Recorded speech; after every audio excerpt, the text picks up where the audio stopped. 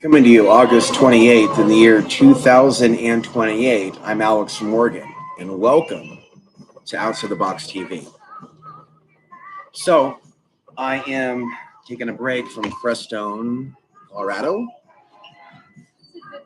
I am basically taking a break each day. Yesterday was Alamosa, today is Salida, from the cult-like behavior and frequency of where I'm at right now. And I've been there for a couple of months. I've actually spent more time in Crestone than Salida since leaving Dallas, Texas. Now I have another newsletter and channel that I started that I'm going to be spending some time on regarding that place and being of service, essentially. It is kind of probably outside the scope of anything you're personally interested in, which is why it's going to be another channel and a different Substack than the ones that I'm currently managing.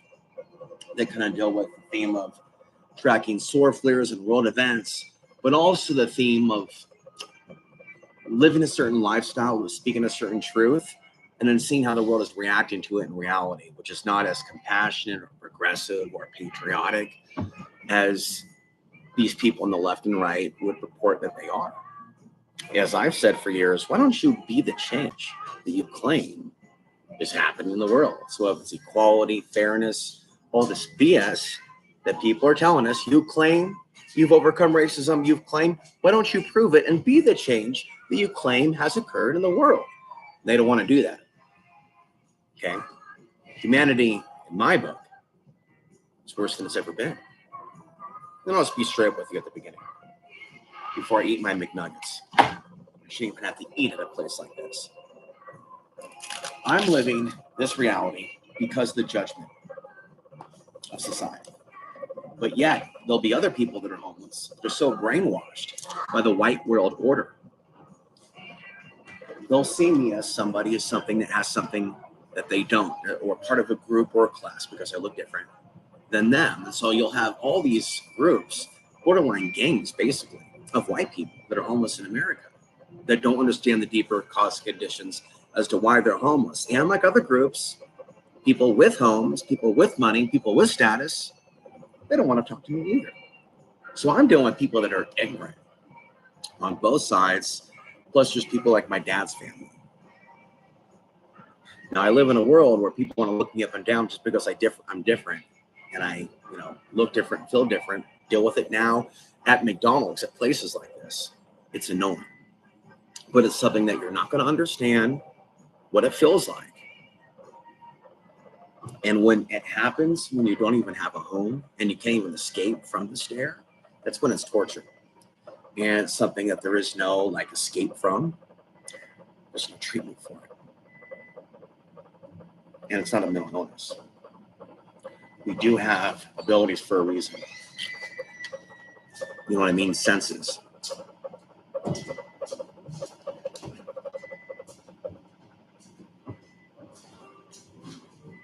So turning off those senses is not the goal. Or going to a point where you just don't look back at someone that's staring, because you could be set up for a sucker punch attack. You actually need to be aware. People that don't know what it's like to be in those, situations,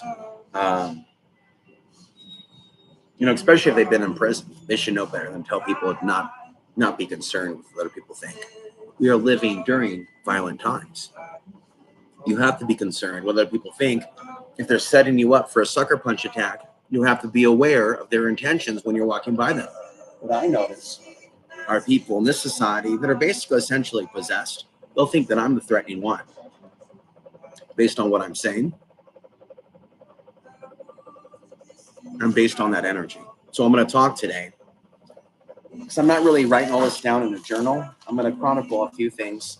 We'll call them subjects because that's what they are. I don't even know of his name per se, but various subjects like subject A, subject B, subject C, as if we're doing a law enforcement criminal investigation. Well, we are doing a paranormal investigation into the archonic interference. So there is an overlay. And I am some sort of a cosmic cop or a cop from the spiritual realms. I am the identifier of evil. I haven't really declared that recently on this channel, but it's something that I've done historically in the past.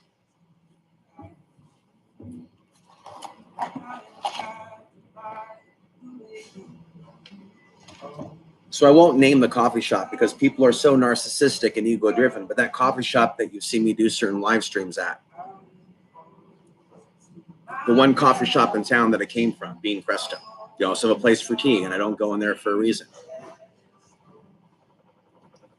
That guy in there who likes to hang out, with the others at that table, they like to basically talk a lot of smack and get reactions, not just to me, but to others. He's sitting there doing the whole round up this group, round up that group talk, and thinking like people aren't going to be provoked by that. And so they basically like to do this thing where they're all loud in the coffee shop at 7 o'clock, whereas most coffee shops have certain decor and rules, basic rules essentially. And because he's influential, and I've heard things about this person being a criminal also in that town.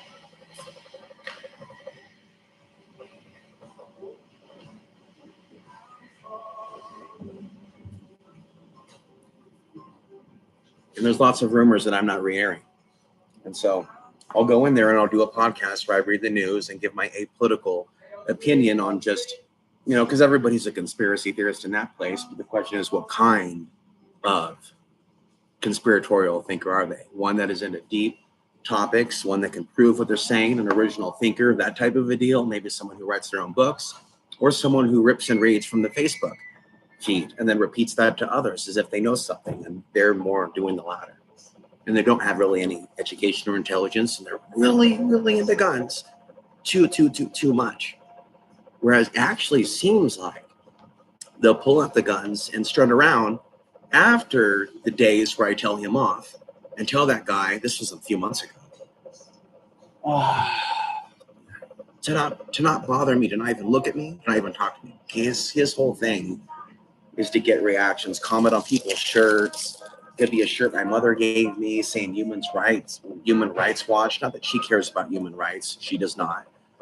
And that organization is co-opted, but it's just wearing a shirt. And he'll make comments on the shirt because of his privilege, because they feed on that, and he'll be rubbing elbows with other influential people in that town that have businesses, and they'll purport to be like, oh, we love Crestone, we love the Bloodless Valley, we love these legends about it. Yeah, but your politics and stuff coming out of your mouth is anything but peaceful. That's what's so weird about those elitists that make decisions there. Boy, I'm actually getting a little tired of hearing people say, well, don't cross that guy. I wouldn't cross that guy. That's basically all they've got. Thank you for letting me know that they are alpha over you. And they run this B word now. They run this town. Got it. Good to know. But that's not something to brag about. And so another thing that was brought to my attention by one person who was formerly a friend of Amy Carlson of the Love is One cult, but he didn't see it that way. His name's Michael.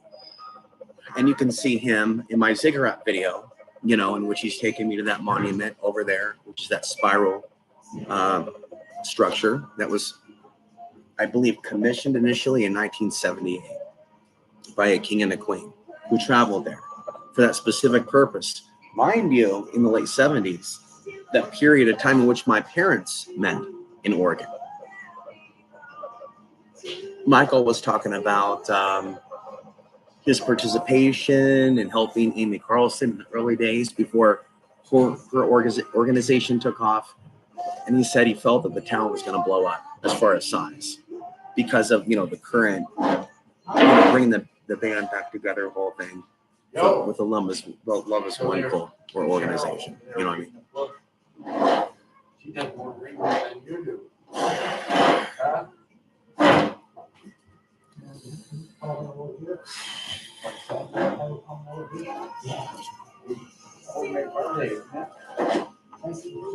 Yeah. She's over there at the hospital. I don't know.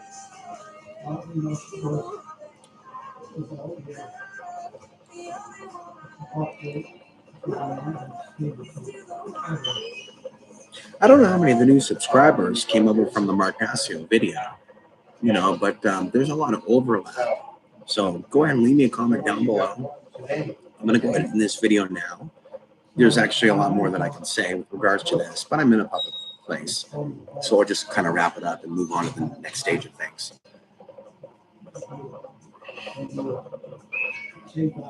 For me, the whole thing comes down to keeping mobile essentially, keeping healthy, staying off alcohol, maintaining spirituality, maintaining independence, stepping back from places in which people feed on conflict, recognizing that the light goes with the dark, especially when it comes to Crestone. There's some people that just feed and other people reactive to them. So I'm going to move forward from being reactive to certain things. I'm going to continue to earth, meditate, walk around barefoot in the park. But like days like today and yesterday, I'll step outside of town to give myself some space from them and them some space from me, if that makes sense. I won't be talking to my mom anymore, or sending her my podcasts, nor my father. They're kind of checked out psychologically. And it's sad what happened between me and my best friend, who I elevated above family. And it's sad what's seen happen to Texas. They are doing massive layoffs in parts of the city. They are doing major cutbacks in aspects of the industry that even involve my former friend.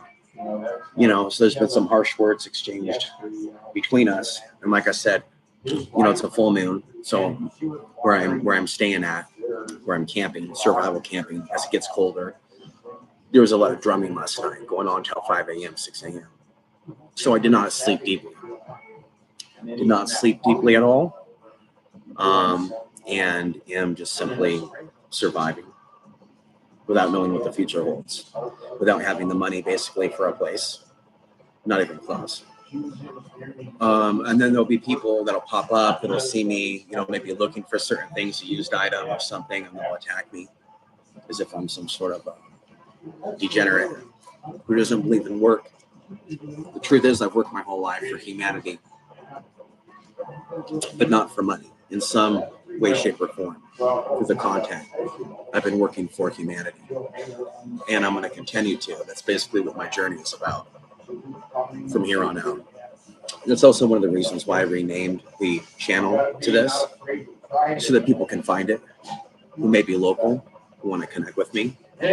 I'm going to be keeping a lot of these videos and streams closer to the 9 to 13 minute range. In this case, 13 minutes. I have the ability to speak for hours and hours and hours and hours, and I'm willing to talk to some of you one-on-one. If you want to email me. If you want to contact me, you can email me, and we can talk one-on-one in Salida or Crestone. If you happen to be local, and we can be confidential and just hang out, and we don't have to talk online. But I'm going to do this once in a while and provide these updates, because you're not going to see most people in that type of a lifestyle keep it together, maintain a sense of spirituality, and keep on kicking and keep on helping other people with content. And I am right now. I'm thinking about the future, pamphlets, zines, books, and being in the right place at the right time to deliver that information. Thank you for watching.